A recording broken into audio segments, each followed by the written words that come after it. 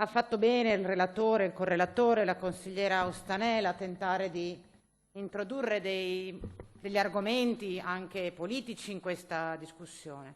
Io invece non parlerò né di metodo né di finalità che dovremmo provare a raggiungere con la nomina del garante regionale dei diritti della persona.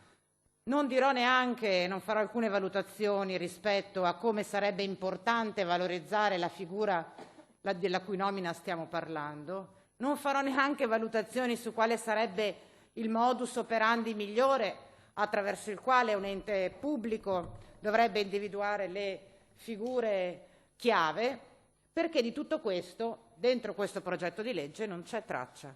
Questa è sostanzialmente la scrittura in un testo di legge di un'operazione becera di cooptazione. Punto e fine del tema. Non stiamo parlando di diritti da garantire attraverso figure istituzionali, non stiamo parlando di metodi più o meno trasparenti, stiamo solo offrendo il tempo del Consiglio regionale per mettere una pezza rispetto al fatto che nella maggioranza non vi siete messi d'accordo su chi nominare come garante per i diritti dei minori, della persona, della nostra regione. Punto. Di questo stiamo parlando. No, lo dico per evitare che si ripetano le false risatine rispetto a cosa si fa a Roma, in Parlamento, il governo. Cioè voi state impegnando il Consiglio della Regione del Veneto per questa ragione qua.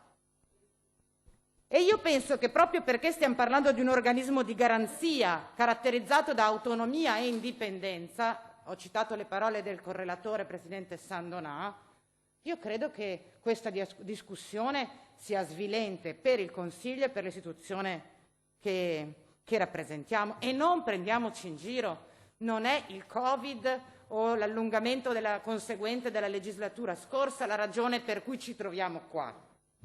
Noi ci troviamo qua perché i soggetti che hanno presentato il curriculum e la richiesta nei tempi che voi avete definito attraverso un avviso pubblico non vi andavano bene, anzi non eravate in grado di mettervi d'accordo su chi tra quelli scegliere, ed erano tutte figure altamente qualificate, tant'è che dentro la discussione e l'interlocuzione che c'è stata tra maggioranza e minoranza abbiamo ragionato su figure tutte qualificate, tanto che su quelle figure gli uffici hanno anche fatto l'istruttoria e gli uffici della Regione le hanno tutte considerate aventi i requisiti necessari.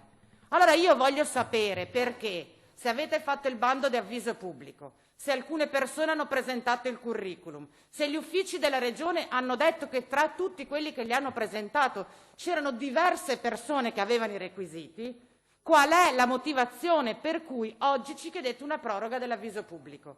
Perché non è il Covid, non è il fatto che non ci siano stati curriculum adeguati, e la motivazione è un'altra e va esplicitata per serietà dentro questo Consiglio.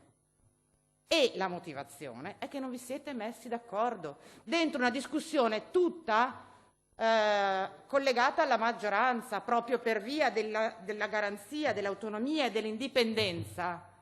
Non si è scelto insieme, collegialmente, tra chi si era candidato, chi meglio degli altri poteva svolgere quella funzione.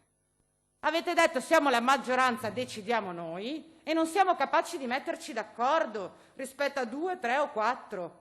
E quindi sarà divertente adesso vedere, una volta che questo PDL sarà approvato e riaprirete il bando di gara, chi depositerà un nuovo curriculum. Sarà interessante vederlo quel curriculum lì, o se vi rimetterete d'accordo andrete a pescare uno dei precedenti.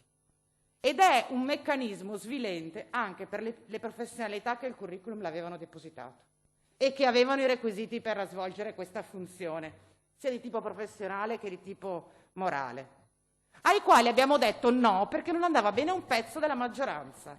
Ora, io veramente non sono nuova alla politica, quindi non voglio essere particolarmente stucchevole in questa discussione, ma guardate che siamo davvero oltre il tollerabile. C'è anche un principio di regolarità che secondo me viene messo in discussione con questo PDL.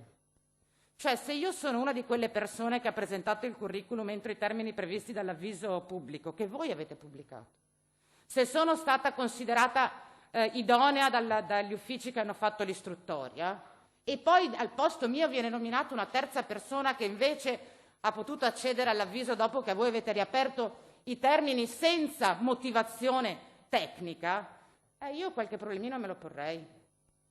Qualche problemino me lo porrei. E potrei tranquillamente fare ricorso, perché questo provvedimento ha anche, secondo me, dei profili di irregolarità. A proposito di trasparenza, consigliera Ostanella, con la quale si possono scegliere le figure migliori. Ecco, e concludo.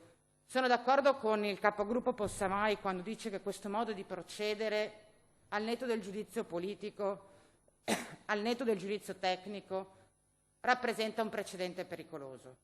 Rappresenta un precedente pericoloso. Noi stiamo negando sostanzialmente il fatto che la procedura dell'avviso pubblico e quindi della trasparenza sia un meccanismo di scelta. Noi stiamo negando il fatto che almeno formalmente possiamo scegliere chi si candida a svolgere alcune funzioni. È un precedente pericoloso che va denunciato e siamo tutti e rimarremo tutti in attesa di vedere chi saranno le figure nuove che si presenteranno al nuovo avviso pubblico che intendete emettere nuovamente. Grazie.